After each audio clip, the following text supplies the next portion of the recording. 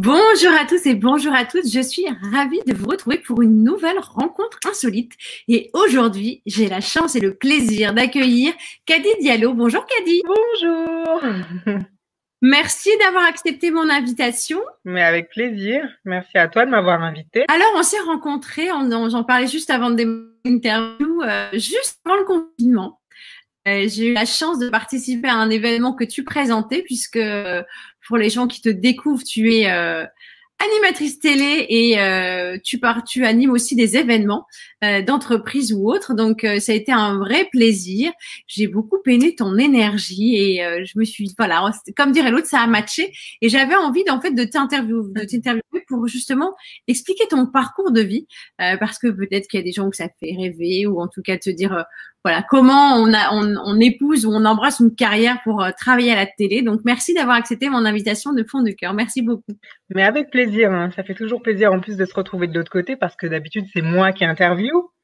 Et je me suis toujours dit, tiens, j'aimerais bien qu'on Eh ben, m'interviewe de temps en temps. Ça arrive, mais c'est vrai que c'est très rare. Donc, bravo pour l'exercice parce que c'est pas toujours facile, en tout cas. non, c'est clair et c'est une vraie sortie de zone de confort parfois. Alors c'est voilà, au fur et à mesure aujourd'hui, on est au numéro 83, donc forcément ça y est, ça commence à être rodé. Mais c'est vrai que c'est pas un exercice forcément évident. Alors pour les personnes qui ne me connaissent pas, je suis Anne-Sylvie Dutry, je suis conférencière, coach et aussi formatrice de développement personnel. Donc j'accompagne les gens à prendre confiance en eux, à développer et déployer leur potentiel. Je les accompagne aussi sur de l'art oratoire. Je travaille beaucoup avec du théâtre d'impro et je les aide à devenir l'artiste de leur vie. Et c'est ce qu'on va voir aujourd'hui avec toi aussi, Kady. Qu'est-ce que c'est devenir l'artiste de sa vie? Comment on s'autorise à choisir le chemin qui nous correspond et pas celui que Pierre-Paul Jacques ou je ne sais qui aimerait qu'on embrasse. Donc, tout d'abord, comment te sens-tu là tout de suite maintenant? Mais écoute, je me sens bien. Ça me rappelle notre rencontre et je sais que tu étais l'une des intervenantes, l'une des speakers. Donc, c'est dans ce contexte-là que je t'ai aussi découverte. Et j'ai aimé la phrase «Deviens l'artiste de ta vie». Je trouve qu'il y avait tellement d'éléments. Déjà, je décore que voilà, le concept d'artiste, c'est énorme. Et le fait est que ce soit de sa propre vie, ça veut dire encore plein de choses. Donc, je me suis dit, en fait, dans cette phrase, il y a tout. Il y a vraiment beaucoup de consistance. Et voilà, je trouvais que tu avais fait une très belle prestation. Merci beaucoup. C'est vrai qu'on avait pas, voilà, on a échangé, mais il y avait tellement de monde aussi, c'est pas toujours évident. Alors depuis cet événement, j'ai souhaité aussi proposer une formation. Donc sur scène, j'expliquais un petit peu ce que c'était artiste de sa vie, puisque à partir de ce format et ce module, j'ai créé 7 modules qui vont permettre aux personnes, voilà, de travailler en e-learning, de devenir et de choisir leur orientation. Mais ça, voilà, on en reparlera plus en détail puisque j'ai commencé à lancer cette formation en e-learning. Ce que j'aimerais savoir, puisque pour moi ou pour beaucoup de personnes, devenir l'artiste de sa vie, c'est entreprendre sa vie. Au démarrage, quel genre de petite fille étais-tu, Kady, quand tu étais enfant? Bah, c'est drôle, mais je suis la petite fille que je suis aujourd'hui. J'étais la petite fille que je suis aujourd'hui. Ça n'a pas vraiment changé. On me dit beaucoup que je suis une femme enfant et je pense que je le suis. Je rigole tout le temps. Mais vraiment, je rigole tout le temps. J'adore chanter, danser. Je me suis toujours vue sur scène. Et j'ai toujours été sur scène dans mon salon, dans ma chambre. Je faisais des spectacles avec mes frères et sœurs. Je dirigeais les équipes. Ma mère disait que j'étais un peu manipulatrice parce que j'adorais dire toi tu fais ça, toi tu fais ça, toi tu fais ça. Et voilà, je pense que j'ai pas beaucoup changé. Et en réalité, très tôt, j'ai été souriante. Ma mère m'a montré des photos où j'avais quelques mois. À 6 mois, j'étais déjà comme ça. Où je captais tout de suite l'objectif. Classiquement, les photos de piscine en école primaire, on en récupère quelques-unes. Et les enfants jouaient, regardaient n'importe où. Et moi, j'étais là, j'ai fixé l'objectif. Donc, il y avait déjà quelque chose, ça à l'enfance. Je crois qu'après, ça s'est révélé à l'âge adulte. Oui, parce que au-delà d'être avant d'embrasser cette carrière télévisuelle, j'allais dire, tu as été mannequin, donc tu as aussi voilà, c'était quelque chose déjà où cette aisance sur scène et de capter l'objectif, c'est quelque chose qui était là en toi. Alors justement, comment ça t'est venu cette espièglerie, en tout cas, d'avoir envie d'embrasser cette carrière? C'est des rencontres, c'est d'être là au bon moment, au bon endroit. Comment ça se passe? Et qu'est-ce qui a été le déclic pour toi pour te dire, allez, j'ose et j'y vais? Bah, ça dépend de quel métier on parle. C'est vrai que moi, je suis assez polyvalente. Aujourd'hui, clairement, c'est vraiment la télévision qui m'intéresse et ce sur quoi je m'investis. Mais si je dois revenir sur le parcours depuis le début, ça a commencé par les photos, par le mannequinat. C'est pas ce que j'avais envie de faire. Enfin, j'avais pas du tout envie parce que j'étais très complexée malgré tout. Donc, il y avait ce côté très joyeux, très foufou. Mais dès que je me retrouvais devant en public ou devant les autres, j'avais pas confiance en moi et donc je m'imaginais pas du tout devenir mannequin.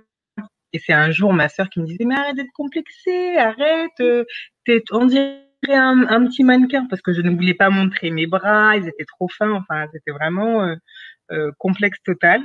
Et après ça a été la révélation en arrivant à la fac, j'ai commencé à faire de premières photos, à m'affirmer.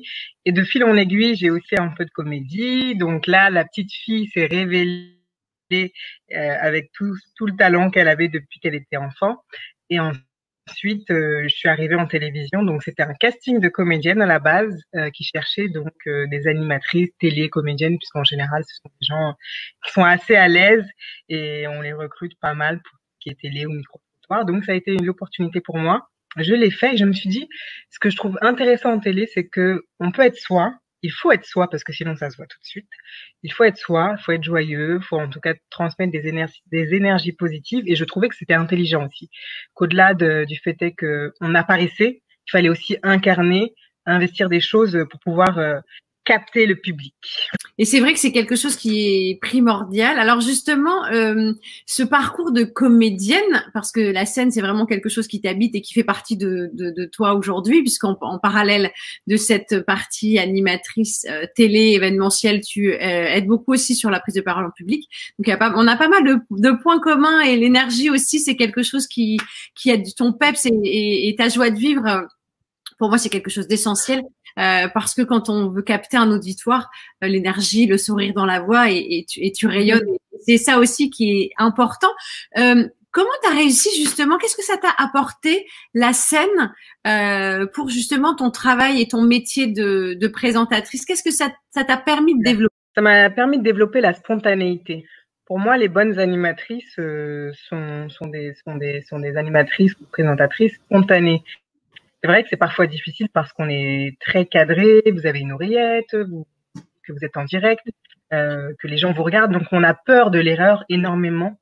Mais le fait d'avoir été comédienne et peut-être aussi mannequin, on a l'habitude du live, du vrai, du tout de suite, de gérer ses émotions, de se jeter dans la gueule du loup, j'ai envie de dire. Donc c'est vrai qu'après, quand on arrive en télévision avec tous ces bagages-là, moi, j'ai pas peur en fait. Et si je dis une bêtise, j'ai pas peur de dire une bêtise, je vais en rire. En fait, je pense qu'on arrive avec une confiance différente et peut-être moins scolaire que peuvent avoir d'autres profils qui sont peut-être journalistes ou qui n'ont pas forcément des parcours hétéroclites et qui seront peut-être un peu plus scolaires où on n'osera pas certaines choses. Donc c'est vrai que moi, je pense que c'est mon point fort, c'est que j'ose dire des bêtises. En tout cas, je n'ai pas peur d'en faire. Je les transforme ensuite en or. Et c'est vrai que c'est quelque chose où la scène nous apprend en fait le théâtre surtout à être vraiment dans le côté tu fais avec ce qui est. Ça peut arriver un problème technique, ton texte qui disparaît. Enfin, et ça pour ça c'est vrai que pour pratiquer l'impro depuis des années, c'est quelque chose parce que les gens, tu sais, parfois quand tu leur parles de scène ou d'être à la télé ou de parler devant des gens, ils disent mais ça va pas, je préfère sauter en parachute que de parler devant des gens en public. Et c'est vrai que cette côté scénique, le fait de faire avec ce qui est dans l'instant présent, ça te libère d'un poids en fait. Sûr. Totalement, je suis d'accord avec toi. Ça libère et au final, on dit souvent que les personnes qui angoissent quand elles prennent la parole en public développent une sorte d'égocentrisme parce qu'en fait, on se dit est-ce que je suis bien? Est-ce que les gens vont trouver que je parle bien? Et en fait, on est vraiment centré sur soi et sur ce qu'on va renvoyer. Du coup, on est moins naturel. Alors que quand on arrive à s'oublier, que ce soit en prise de parole en public ou alors sur scène ou quand on incarne un personnage ou alors à la télévision, quand on arrive à s'oublier et qu'on est vraiment à l'écoute, par exemple, de son invité, si on est dans la posture d'animateur, eh bien, on développe une sorte d'empathie, une sorte de dédoublement, pas psychiatrique, hein, mais une sorte de doublement où tout va bien et au final, vous êtes beaucoup plus flexible, vous oubliez et quand on s'oublie, on est réellement dans ce qu'on fait, donc c'est très bien. Oui, puis comme tu dis, c'est aussi d'être dans l'écoute active et avoir cette capacité à gérer ses émotions. Parce qu'en fait, quand on commence à se dire, oulala, et pour l'avoir vécu quand j'ai commencé à faire des scènes ouvertes, ça m'a assez frappé. C'est que tu sais, des fois, je sortais de scène et je me dis, ah, j'ai oublié mon texte. Et quand je le dis aux étudiants, je dis, vous savez, notre texte, personne ne le sait, le public ne le connaît pas. Donc, des fois, on s'auto-flagelle et au lieu d'être centré et d'être présent à soi et à ce qui se passe, on est dans notre tête et on se parle tout seul, en fait. Exact. Et ça, c'est quelque chose, du coup, à un moment donné, le fait de passer du mannequinat, de la télé, etc. Et aujourd'hui, tu travailles par rapport aux événements, etc. Qu'est-ce qui a été comme déclic et qu'est-ce que ça t'a appris, justement, la télé, parce que c'est un monde à part.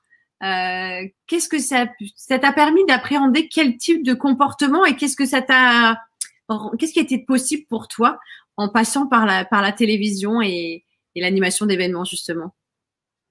Bah, je trouve que on développe énormément de skills parce que le public, donc que ce soit en télévision ou le public en présentiel, les gens ne font pas toujours de cadeaux.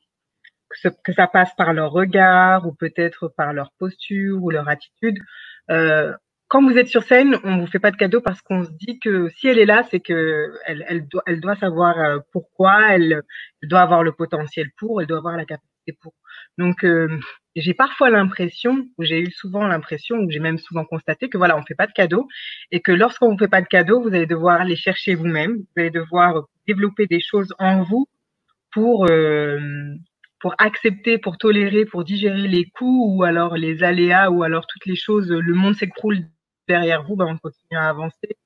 Et c'est vrai que moi, ça m'a beaucoup apporté en confiance en moi, surtout la télévision parce que pour vous raconter une petite anecdote, j'ai débuté donc sur la chaîne Île-de-France et ma première semaine d'émission en direct était super angoissante parce que, comme on le disait tout à l'heure, je réfléchissais à ce que j'allais renvoyer, je réfléchissais à ce que j'allais dire, est-ce que je parlais bien ou pas. Donc, je n'étais pas du tout dans mon plateau, mais j'étais dans ma tête à imaginer ce que j'allais projeter.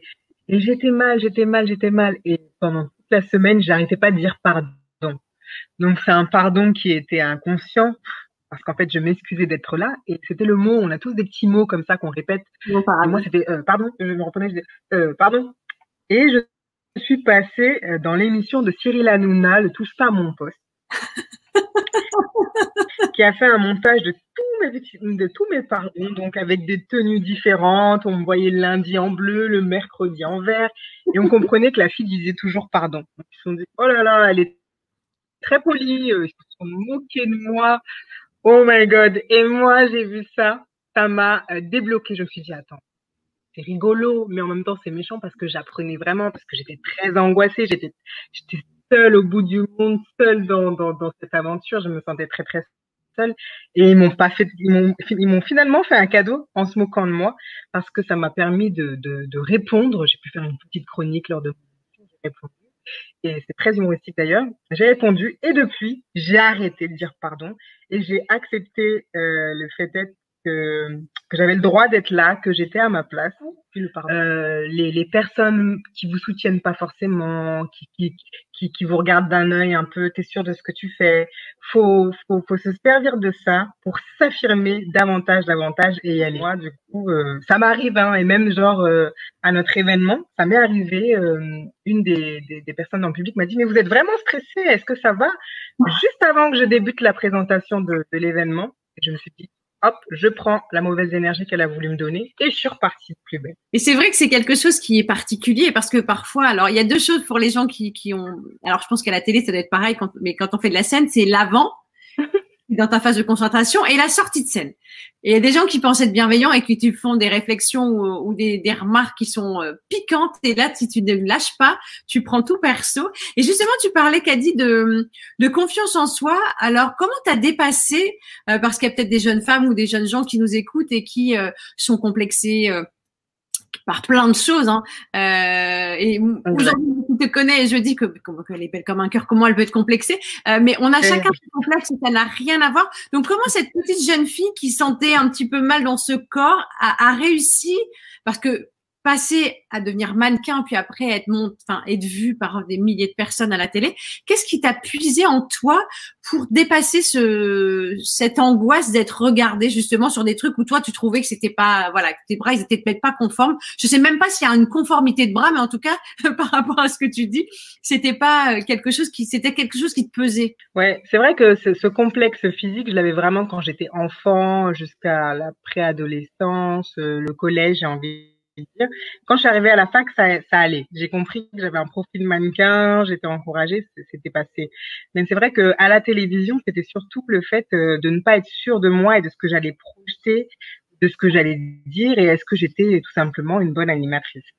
Et j'ai réussi à dépasser ça en prenant confiance en moi. Et le processus, c'est de se dire objectivement, réussir à se regarder objectivement comme si que je regardais une personne que je ne connaissais pas. Est-ce que moi, en tant que Kady Diallo, extérieure à Kady Diallo, en voyant une Kady Diallo demain, telle que je me connais, avec le physique que j'ai, avec ce que je sais de moi, est-ce que je miserais sur une fille comme ça? Objectivement, je ne suis pas Kady, mais si je rencontrais Kady demain, est-ce que je miserais sur elle? Je connais son histoire, je connais son projet, je la vois telle qu'elle apparaît. Est-ce que je miserais sur elle et à combien de pourcents? Alors je me suis dit 90 ou même peut-être 100. Et quand je me suis posé la question en tant que Kady Diallo, bah j'y misais moins. Donc je pense que c'est un phénomène qu'on peut tous observer malheureusement. Et là c'est je pense que pour gagner confiance en soi, il faut réussir à sortir de soi. Hein. Il y a une expression, je sais plus comment on dit en grec, exteriori mais en tout cas, sortir de soi et se dire, bon, objectivement, je prends une feuille, les plus, les moins, par rapport à ce métier, qu'est-ce que j'ai pas, et je fonce. Et après, le deuxième point, c'est que on se pardonne aussi. Moi, je me suis beaucoup pardonnée. Je me suis dit, de toute manière, j'y ai mis toute la bonne volonté. Je suis pas arrivée pour faire la rigolote. Ok, bah j'ai un peu bégayé. Ok, j'ai mal formulé cette phrase, mais mon intention était bonne de base. Alors peut-être qu'il faut que je travaille plus, mais je veux pas m'inculper personnellement parce que j'ai fait une erreur ou quoi que ce soit.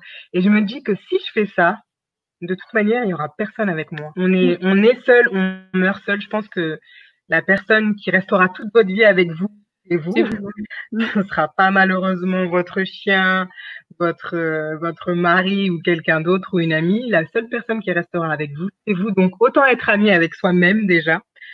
Voilà, c'est ce que moi j'ai développé et ce que je continue à développer au quotidien. Parfois, je suis pas contente de l'amie que je suis. Je pense que je pourrais être une meilleure amie pour moi, donc je travaille constamment avec moi-même. Voilà. Alors justement, dans tout ce chemin voilà, alors tu nous parlais de l'anecdote avec Cyril Hanouna et ce côté, ils se sont moqués, mais tu as réussi à reprendre le dessus. Est-ce que tu as eu des périodes où tu as douté de toi, ou la pire claque? Et si oui, comment tu as réussi à rebondir pour en faire quelque chose d'encore plus, parce que là c'était, j'allais dire c'est pas sympa, mais est-ce que tu as vraiment des moments où tu t'es dit non mais c'est pas possible, j'arrête parce que je le sens pas? Et oui, malheureusement, il y a 3 ans. Il y a 3 ans, j'étais en liste pour signer un super beau contrat en télévision, donc avec un média très très connu, je peux même le dire, hein, c'était Canal+. Il y a eu un problème de compréhension avec la production, une négociation à la fin, financière d'ailleurs, qui s'est mal passée. Et ils ont cru que j'étais procédurière, que j'allais peut-être leur faire des problèmes ensuite parce que on s'était mal compris sur l'aspect financier. Et c'est juste qu'ils n'ont pas négocié le contrat au bon moment. C'était une semaine avant le lancement de la saison. Moi, j'étais pas rassurée parce que c'est vraiment un contrat à impact. Et malheureusement, ils n'ont pas été loyaux. On dit bon, bah, si tu demandes cette somme d'argent qui n'était pas faramineuse, mais c'était juste que sur le contrat, il n'y avait pas écrit ce qu'on me proposait à l'oral. Donc j'ai quand même voulu le signifier et je l'ai fait. Malheureusement, on s'est pas entendu. C'est pas Canal+ en soi, mais c'est la production qui lançait cette émission. Et au final, ils m'ont vraiment coupé l'herbe sous le pied au moment où ça pouvait vraiment exploser pour moi. Donc j'ai eu beaucoup de mal. Hein. J'ai vraiment fait une dépression, une petite déprime, même dépression, hein, parce que j'avais le goût à rien. Je me posais vraiment des questions sur pas que le métier et la compétence, mais plus sur le sens de la vie. Comment tu peux investir autant d'efforts, être loyal, être dans une posture honnête et te retrouver avec des gens qui eux vont bafouer tout ça parce que financièrement, on s'est pas compris une semaine avant le lancement d'une saison. Donc, j'ai été très, très déçue de l'humain, finalement. Oui. Mais je me suis remise aussi en question en me disant, bah voilà, peut-être que t'as pas fait d'erreur technique, mais c'était peut-être la communication au final, ou alors le jeu d'échecs. Le jeu d'échecs. Et j'ai compris davantage que c'était un milieu où rien n'est conventionnel. On peut commencer son emploi sans avoir de contrat. On peut arriver à pas forcément se comprendre avec les gens tout de suite, mais il faut d'abord penser à son objectif. J'entre dans cette émission et je verrai après. Donc ça, c'est ce que j'ai retenu comme leçon, même si je ne m'en suis pas voulu de mon comportement parce que j'aurais réagi pareil, mais peut-être pas à ce moment stratégique. Donc ça a été vraiment la grosse déception, je dirais même de ma vie. Hein. C'est vraiment une bonne question que tu me poses parce que pour moi, c'est la déception de ma vie. J'ai pas fini de vivre, je l'espère, mais à l'heure actuelle, c'est la déception de ma vie si j'enlève tous les chagrins d'amour, hein, parce que les garçons aussi vivent. Par rapport à ce que tu nous partages, et merci beaucoup, parce que c'est vrai que il y a, voilà, selon les personnes, il y a des gens qui vont être anéantis par des situations. Le fait de pouvoir rebondir. Est-ce que dans toute ta carrière jusqu'à aujourd'hui, il y a des choses, des conseils que tu as eus, des choses que tu as retenues et qui te servent encore aujourd'hui dans ton quotidien? Ouais.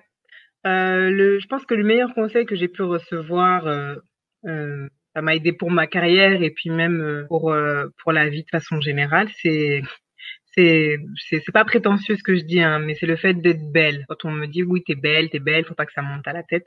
Un ami un jour m'a rassurée en me disant le fait que tu sois belle, ok, c'est un point, mais considère ça comme une qualité. Comme une qualité, et c'est une qualité comme une autre. N'en fais pas tout un monde, n'en fais pas non plus tout un pâté. C'est une qualité que tu as. Considère ça uniquement comme une qualité.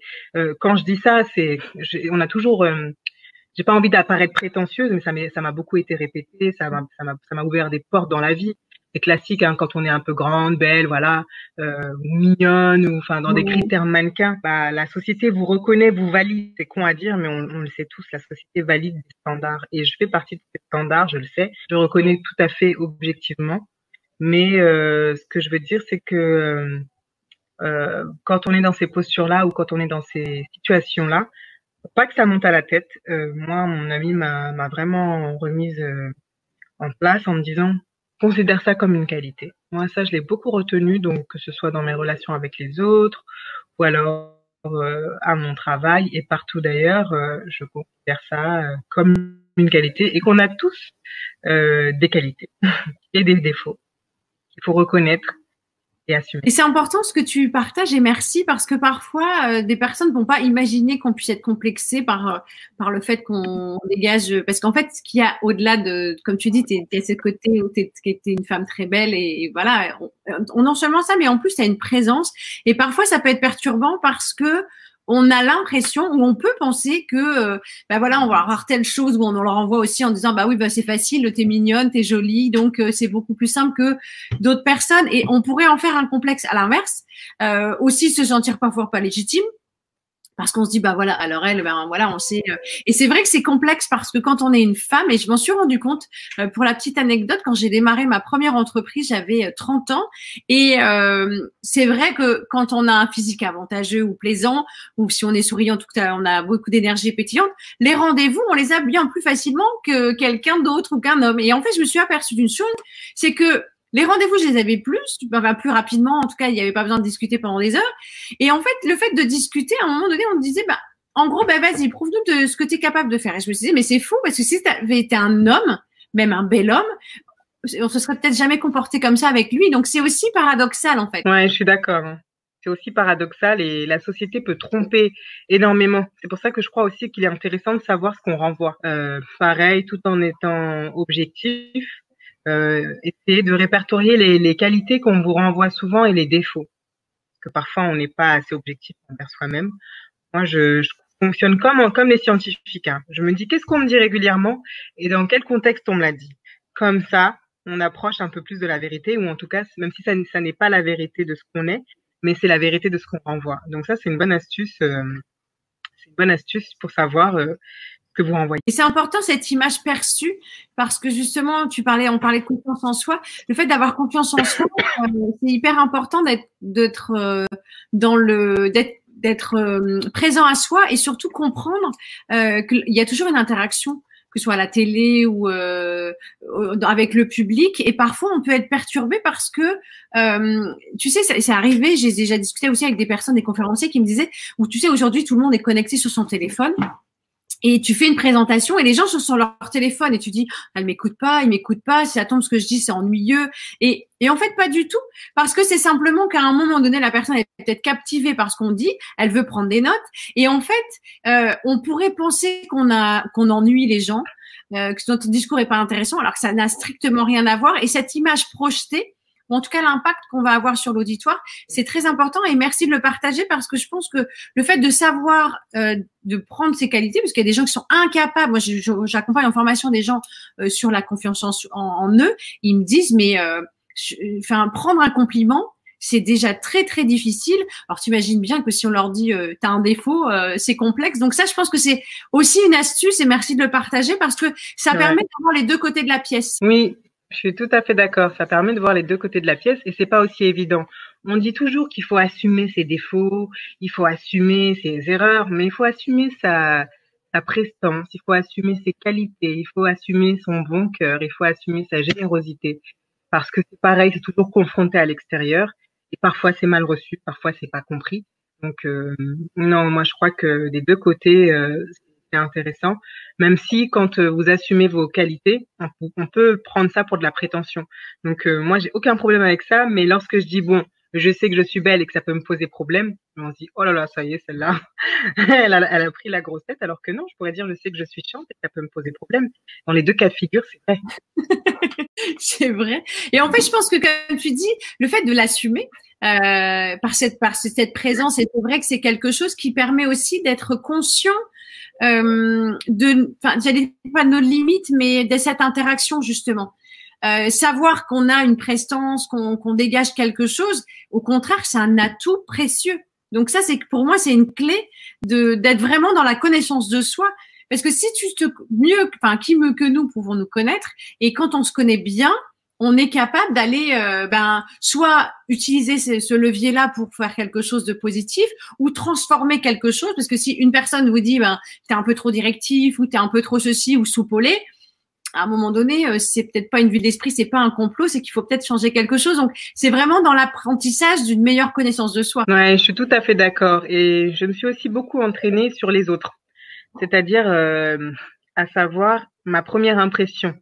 J'essaie de me faire une première impression quand je rencontre quelqu'un et s'il s'avère que je fais plus ample connaissance, j'essaie de vérifier si est trompé ou non. Bon, je sors pas le calepin pour noter ce que j'ai ressenti, hein, mais essayer de développer l'instinct, essayer de développer le ressenti parce que je trouve que ça, c'est des choses qu'on a en nous, plus ou moins chez les uns et chez les autres, mais parfois on l'écoute pas suffisamment.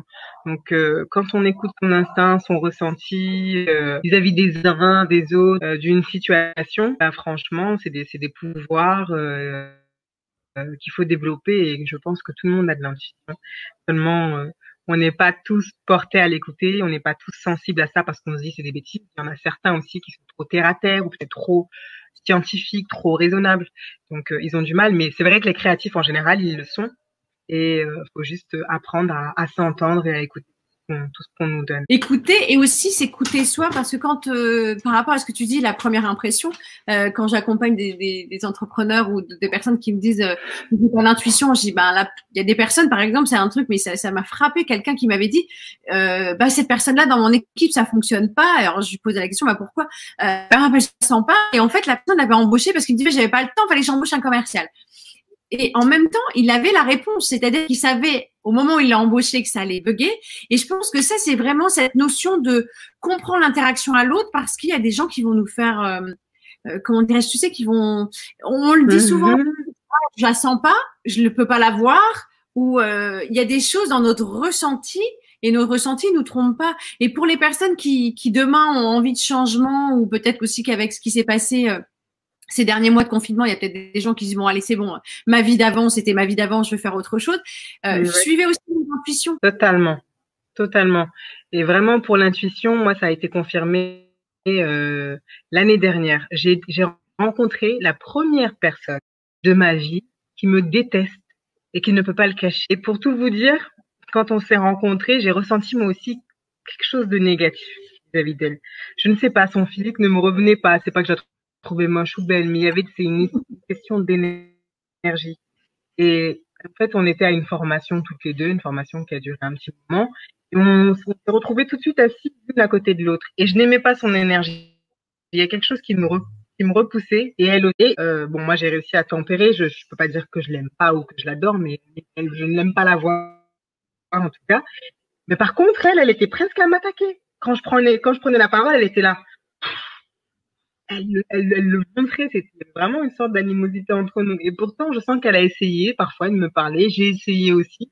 Mais vraiment, dès le début, j'ai senti son énergie qui collait pas à la mienne. Je sais pas si c'est scientifique, mais c'est bizarre, on ressent la même chose toutes les deux. C'est pas, je l'aime pas, mais elle est sympa, ou elle m'aime pas, mais je suis sympa. On est sur la même longueur d'onde, mais je lui reconnais mes qualités aussi. Je trouve qu'elle est bonne oratrice, bizarrement. Elle a peut-être des choses en commun avec moi, mais on match, mais vraiment pas. Et c'est intéressant ce que tu partages, Kadi, parce que ça m'est arrivé une fois, j'avais organisé un événement amical et familial, et deux personnes qui sont similaires dans leur manière de fonctionner. J'ai eu des retours de tout le monde, tout s'est bien passé, etc. C'était ravi. Et c'est drôle parce que ces deux personnes, il y en a une qui vient me voir en me disant, ah, elle, je l'aime pas du tout. Bon, ok, c'est ok, hein, la journée s'est bien passée. Et l'autre me dit, ah bah elle, vraiment, tous tes invités, c'était top, mais alors elle, vraiment, je sais pas, mais je ne peux pas, quoi. Et j'en ai parlé ni à l'une ni à l'autre, mais en tout cas, ce qui était marrant, c'est pour ça quand tu dis, et merci de reconnaître que tu lui reconnais ses qualités, c'est qu'elle fonctionnait pareil, en fait.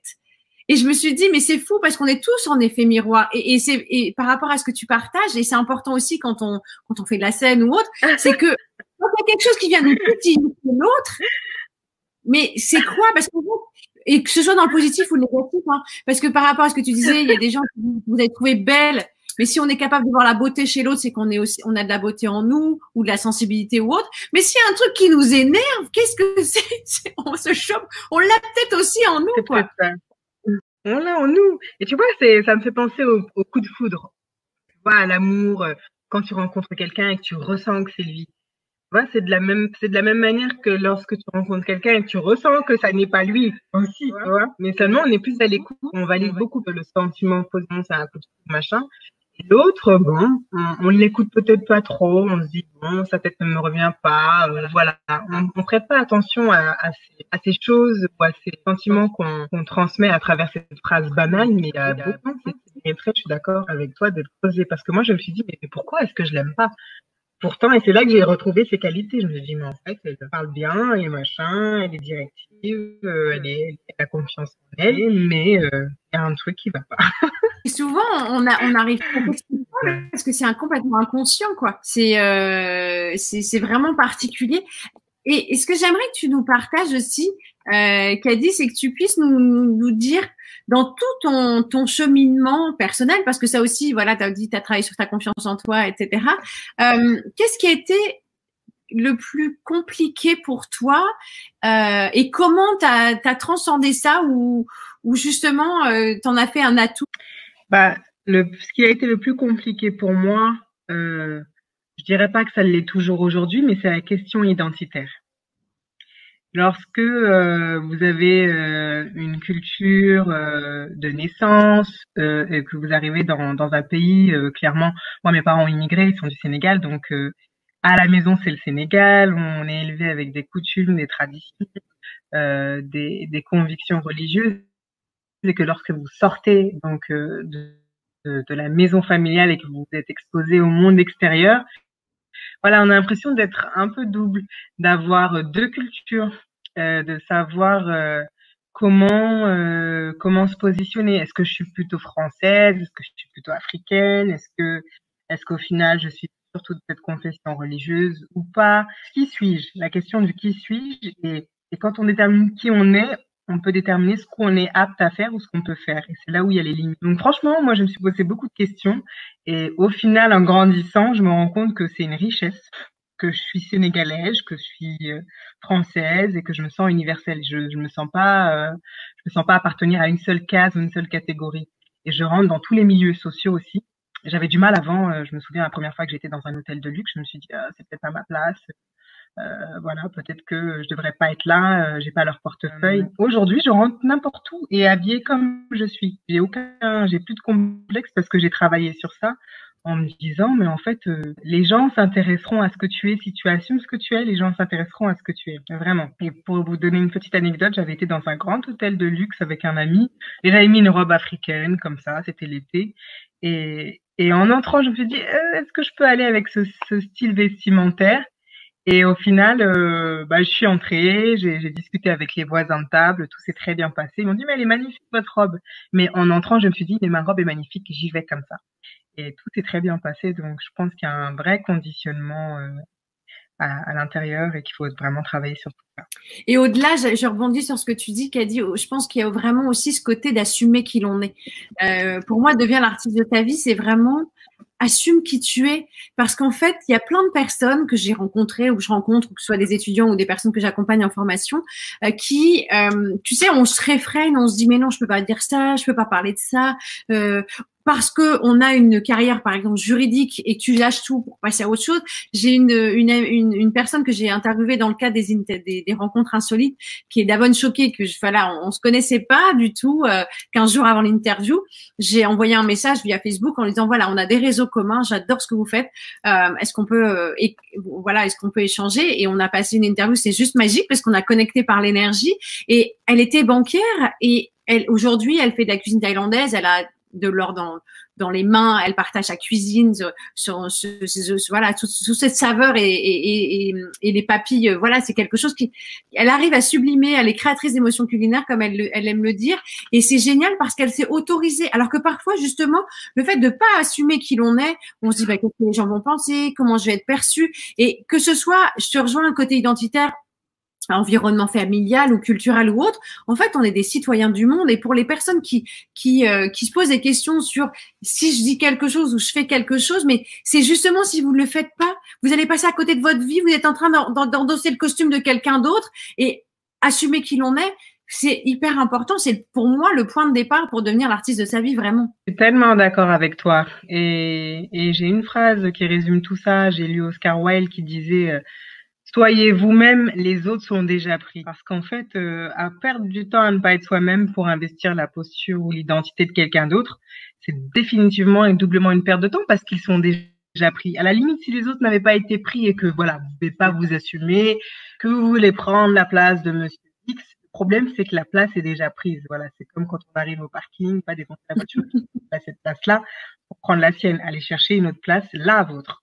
Donc, je suis tout à fait d'accord. J'adore cette phrase d'Oscar Wilde. Soyez vous-même, les autres sont déjà pris. Elle résume tellement tout. Je l'aime, je l'aime, je l'aime. Donc, je l'applique tout le temps, tout le temps. Et merci parce que c'est génial et pour toutes les personnes qui nous écoutent, osez être vous-même parce que vous allez vraiment apporter votre spécificité, votre singularité dans ce monde et je pense que c'est quelque chose. On essaye parfois, on le voit en entreprise, tu sais, de rentrer dans le moule, d'être un mouton, d'accepter tout et non en fait. Si on avait voulu, on aurait tous été des gouttes d'eau. Et je pense que même quand on regarde une goutte d'eau au microscope, elle ne ressemble pas à sa voisine. Donc ça, c'est vraiment quelque chose d'essentiel. Et merci de ce partage parce que c'est vrai que je vois l'heure qui tourne. Ça passe super vite. Et je voulais vraiment, Kadi, te remercier du fond du cœur d'avoir pris ce temps précieux pour venir partager ton parcours et je vais te laisser le dernier mot. Voilà, moi j'ai passé un excellent moment, donc je vais te laisser le mot de la fin avant qu'on ne se quitte. Bah écoute, c'est très gentil à toi de recevoir et tu sais, ces moments-là, au final, tu remercies toi, mais nous on te remercie aussi parce que tu sais, moi ce que je ressens, c'est lumière sur moi.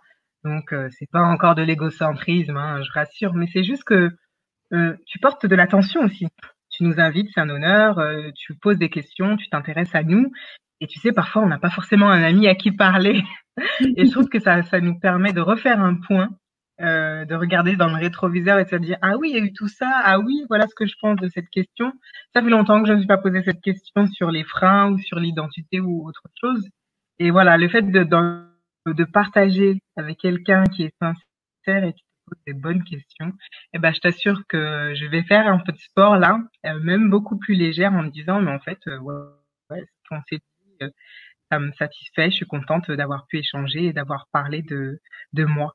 Voilà, donc merci à toi et j'espère à très bientôt pour d'autres choses, pour d'autres interviews ou tout simplement au plaisir de se revoir. Merci beaucoup, Kady. Merci d'avoir pris ce temps précieux. Plein de bonnes choses pour la suite. Et nous, on se retrouve demain à 12h30. Je vous souhaite un excellent appétit, une très bonne fin de journée. Et je vous dis à très, très vite. Bye bye.